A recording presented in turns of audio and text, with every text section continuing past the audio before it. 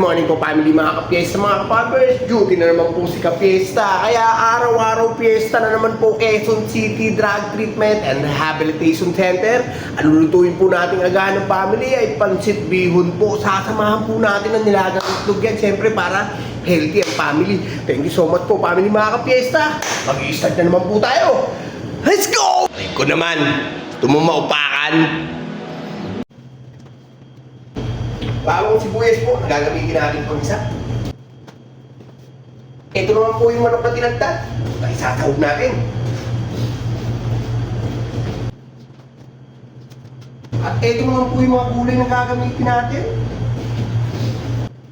Bagyo beans po. At sayote po, wala po tayong carrots, kaya pinalitan po natin ang sayote. At ito naman ang pork liver. Liver lover boy. Okay po, mag-i-start na po tayo mag-isa rito. Salangan na po natin ang napagkalalaking kawali yan. At magpapakulo na po tayo dito ng tubig para po sa pansit bihon. At ito naman po, magigisa na po rito ng pansahog natin na manok. Para sa kabilang, ano po, dalawa po yan para sa protocol po. Unang gigisa natin itong manok. Yan, bawang sibuyas na po. At ito na po yung chicken niya.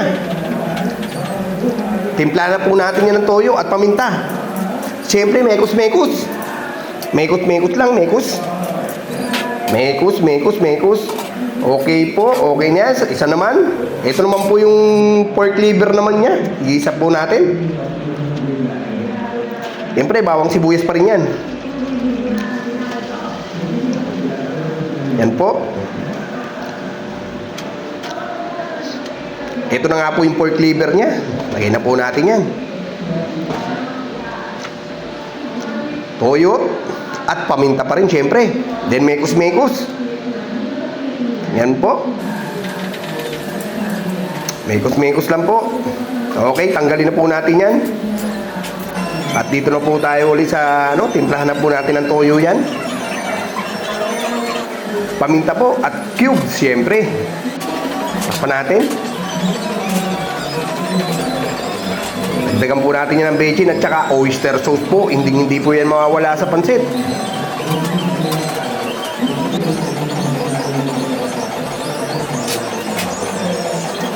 Okay po.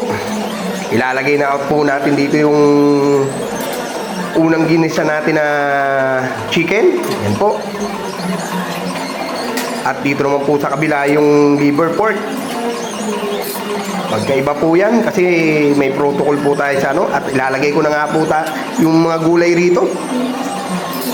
Yan po. At syempre yung panghalo natin yan magkaiba rin.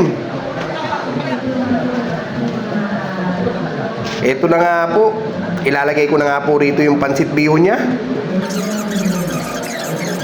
Ito na po. Na napagkarami. Kaya family mga kapiesta, busog-lusog na naman po ang agahan natin. At may partner po yan na nilagang itlog. Mekos-mekos po, mekos-mekos. At ito na nga yung final niya na repolyo. Ayan po. Malapit na po maluto to, family mga kapiesta. Mekos-mekos lang po, mekos. Ito na nga po family mga kapiesta. Luto na po ang agahan natin. Busog-lusog na naman po tayo nito.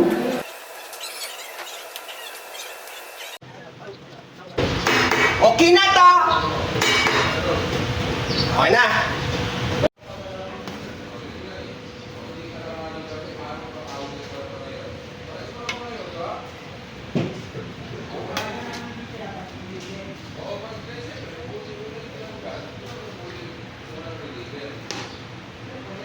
Ito naman po yung ilalaga nating itlog.